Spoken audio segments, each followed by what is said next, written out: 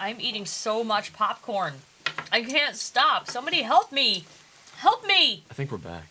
We are back. Oh, we're back. We are back. I'm eating popcorn still. There's significantly less. Continuing. Jameson Moore asked specifically to me, what is your favorite battle in the Kingdom Hearts series? Jameson, I have to admit something to you. I love Kingdom Hearts. I love the story behind it. I love everything about it, but I've not played enough of it to give you an honest answer to that question, or one that would be substantial. So I will get back to you with that once I have fully immersed myself in the Kingdom Hearts universe. This guy, however, is like a Kingdom Hearts fanboy. Like, if I'm like one of those little table fans, he's like an industrial fan.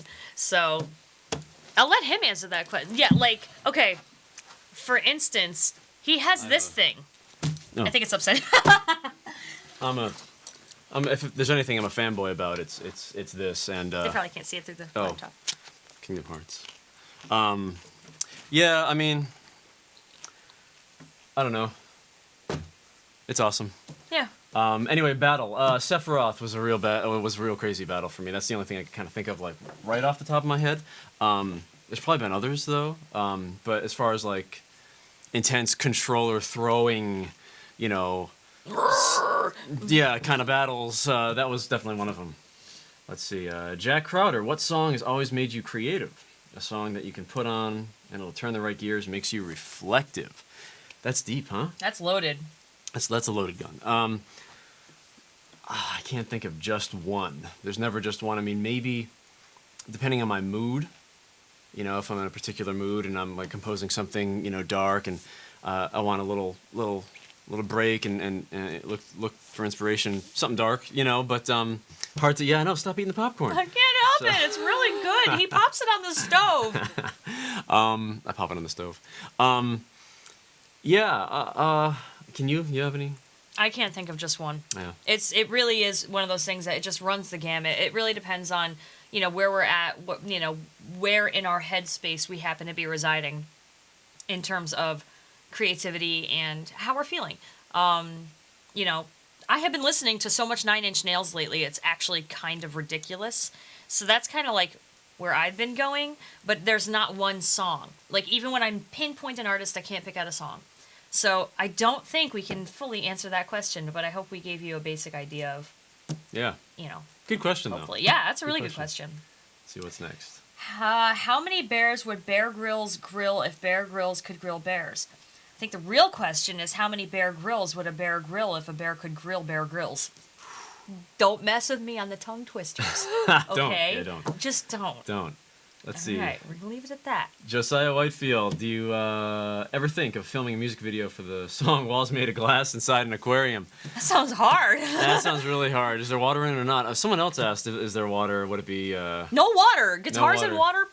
No. Well, humans in water for a long time don't really work unless we all... Do we have scuba gear on? That would be rad. Okay, Yeah, if somebody can scuba gear. provide the scuba gear and the lessons Yeah. for, you know.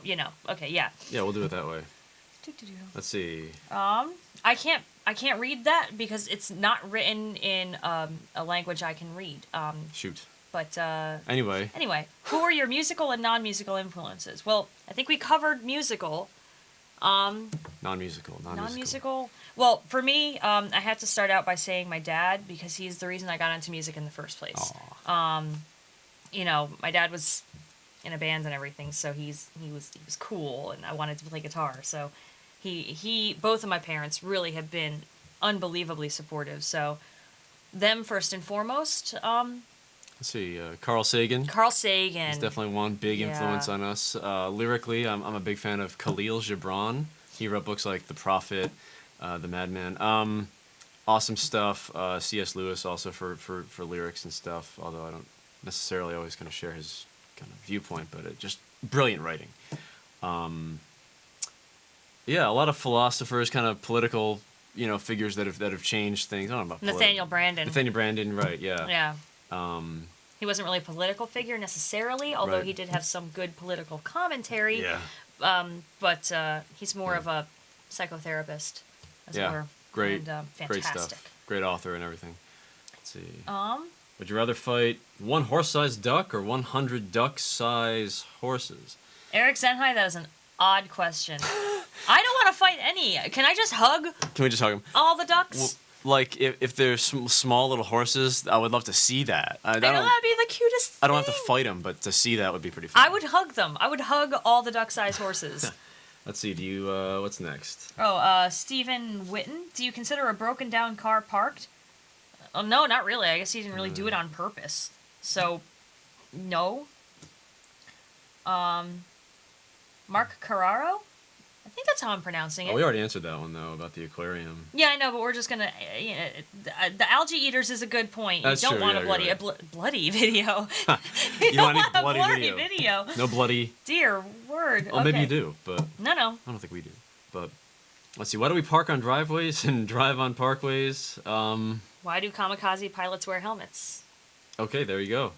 But for real, I've always wondered, has dropping guitar and this is for you. That's for me.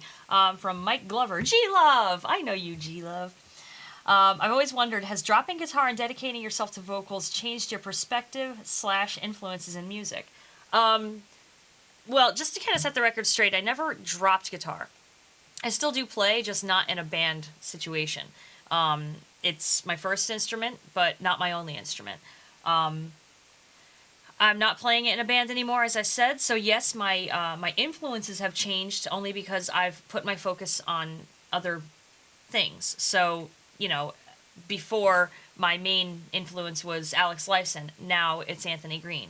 Has it changed my perspective? No, because I don't think when your life revolves strictly around music that your perspective can be changed just because of a change of instrument.